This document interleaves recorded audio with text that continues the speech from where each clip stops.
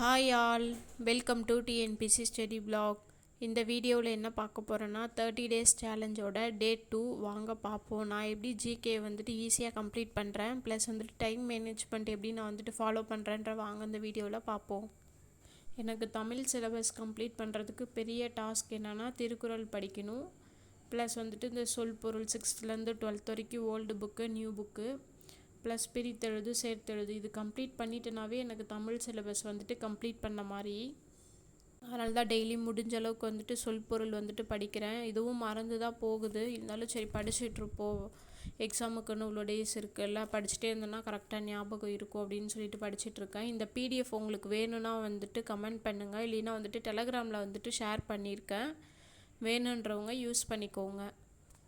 இலக்கணம் இலக்கணம் டாபிக்ஸ் ஈஸியாக கூட கம்ப்ளீட் பண்ணிடலாமாட்டுக்கு, ஒரு 5 days 6 days கம்ப்ளீட் பண்ணிடலாமாட்டுக்கு. இது கம்ப்ளீட் பண்ணுறது தான் பெரிய டாஸ்காக இருக்குது. இன்னொன்று தமிழ் 20 days சிலபஸ் கம்ப்ளீட் பண்ணுற சேலஞ்ச் போடலாமா என்னன்னு சொல்லிட்டு கமெண்ட் பண்ணுங்கள்.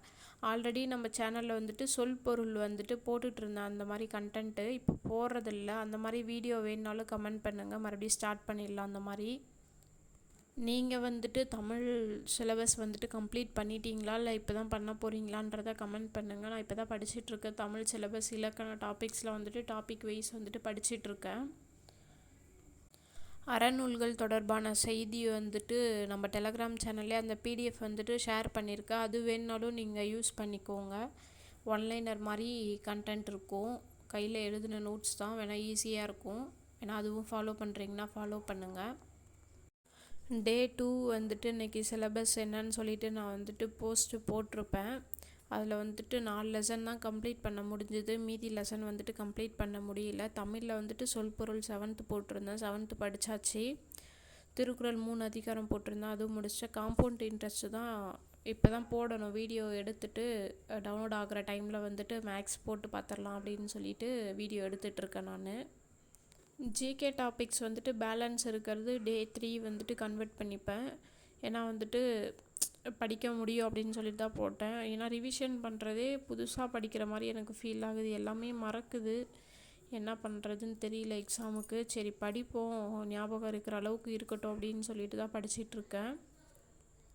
உங்களுக்கும் ஜிகே அப்படி தான் இருக்கா, படிக்காத மாதிரி இருக்கான்றதை கமெண்ட் பண்ணுங்கள். இயர்ஸ்லாம் அப்படியே கன்ஃபியூஷன் ஆகுது, இல்லைன்னா மறக்குது. பாலிட்டி பொறுத்தளவுக்கு ஆர்டிகல்ஸும் இயர்ஸும் நிறையா இருக்கும், அதை மெமரி பண்ணுற மாதிரி தான் பார்த்துக்கணும். டெய்லியும் எவ்வளோ எஃபர்ட் போட்டு படிக்க முடியுமோ படிங்க. கவர்மெண்ட் டிஎன்பிஎஸ்சி ஆஃபீஷியல் அந்த ஹெட் ஆஃபீஸர் வேக்கன்சி இன்க்ரீஸ் ஆகும் அப்படின்னு சொல்லிட்டு நியூஸ் பேப்பரில் வந்திருக்கு நியூஸு. அதனால் எவ்வளோ எஃபர்ட் போட்டு படிக்க முடியுமோ படிங்க. அடுத்தது காட் கிரேஸ், என்ன நடக்குன்றது அவர் தான் முடிவு பண்ணணும். இந்த வீடியோ உங்களுக்கு பிடிச்சிருந்துச்சுன்னா லைக் பண்ணுங்கள், ஷேர் பண்ணுங்கள், சப்ஸ்கிரைப் பண்ணுங்கள். உங்களுக்கு ஏதாவது டவுட்ஸ் இருந்தாலும் கமெண்ட் பண்ணுங்கள். தேங்க்ஸ் ஃபார் வாட்சிங்.